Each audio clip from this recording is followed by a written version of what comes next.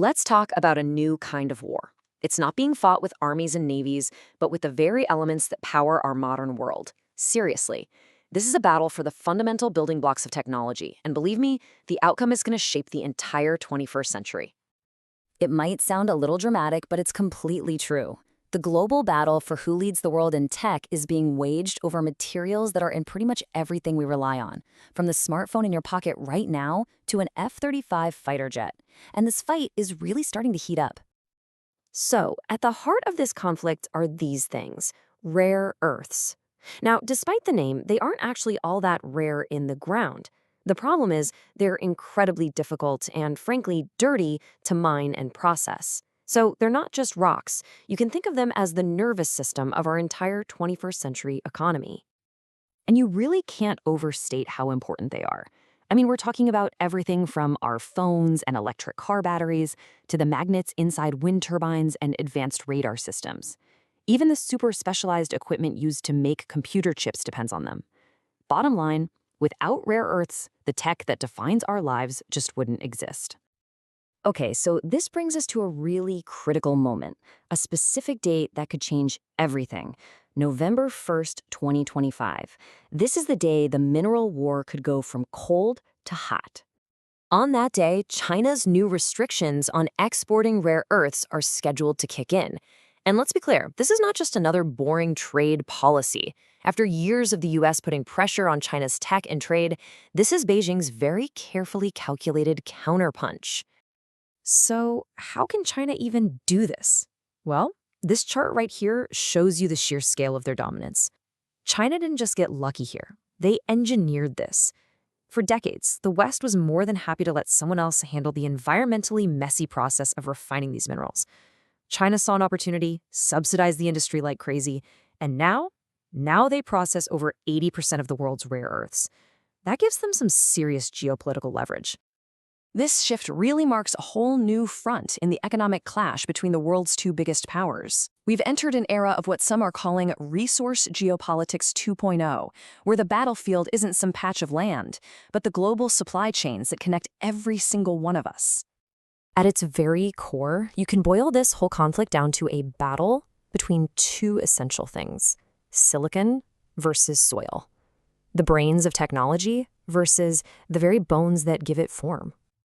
And what's wild is the almost poetic symmetry of this tech war. You've got the US holding the high ground on the brains, so that's advanced chip design, complex software, and AI.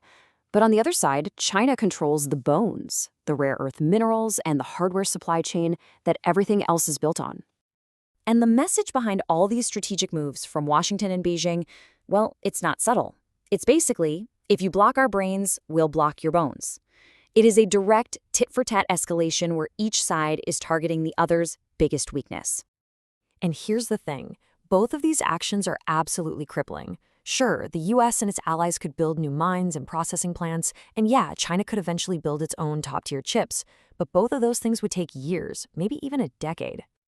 So the really crucial point is that, in the meantime, the entire global economy is caught right in the crossfire. One source put it pretty bluntly: the idea of empty store shelves isn't just fear-mongering, it's a potential preview of what happens when these two giants stop trading the stuff that makes everything work. So you have to ask, how did we get here? How did a fight like this even become possible? To get that, we need to zoom out and look at the global system that was actually designed to prevent this exact kind of economic warfare.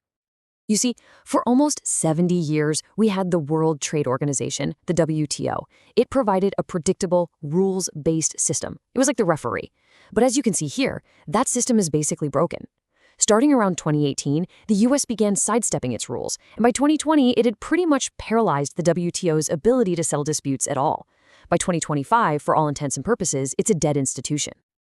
So without a global ref on the field, the era of predictable, rules-based trade is over. The famous invisible hand of the market has been replaced by the very visible fist of politics.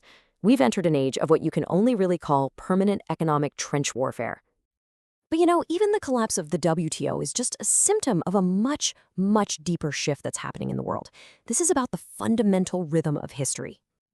This really puts the current fight into a much bigger perspective. This isn't just about tariffs or minerals. It's about these long-term cycles of global power. Thinkers like Ray Dalio have pointed out that this kind of friction, it's a natural, almost predictable part of history whenever a rising power challenges an established one. And at the core of all this friction is a deep philosophical divide. In the US model, you have corporations with a huge influence on policy, sometimes so much that the voice of the people gets drowned out. In China's model, the state directs the whole show, but that heavy oversight can really smother innovation and creativity. Neither system has it perfectly right. So both countries are dealing with their own massive internal problems. The US is struggling with enormous debt and deep, deep political division. Meanwhile, China's disciplined rise is held back by the rigid nature of its authoritarian system.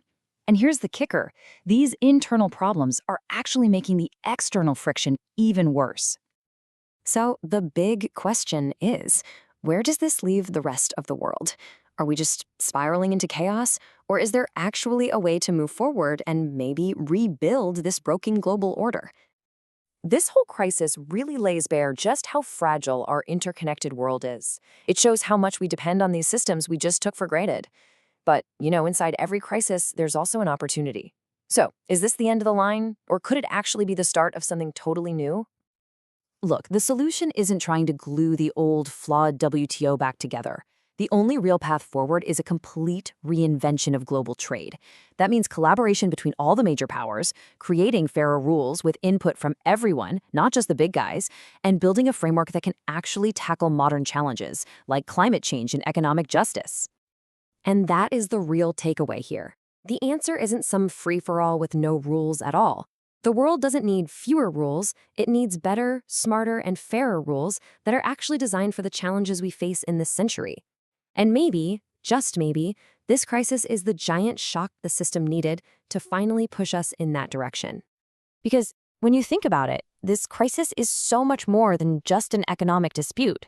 It is a massive wake-up call.